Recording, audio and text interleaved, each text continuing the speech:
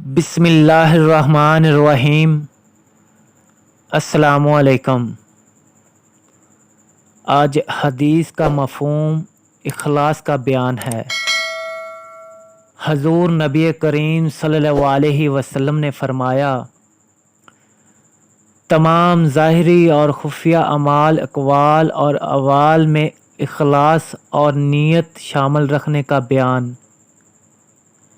اخلاص کے معنی حضرت سید بن جبیر نے یہ بتلایا ہے کہ انسان اپنے دین میں مخلص ہو،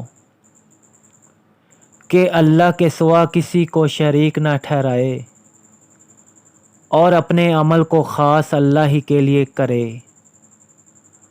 لوگوں کے دکھلانے یا ان کی مد شکر کی طرف نظر نہ ہو۔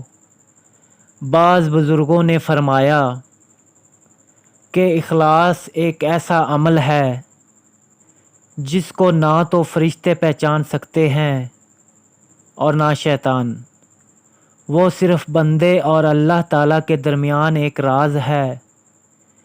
حضرت حسن بصری رحمۃ اللہ علیہ نے فرمایا کہ جو چیز آدمی اخلاص کے ساتھ اللہ کی رضا کے لیے خرچ کرے، وہ اگرچہ کھجور کا ایک دانہ بھی ہو، اس سے بھی انسان اس ثواب عظیم اور باکمال کا مستحق ہو جاتا ہے۔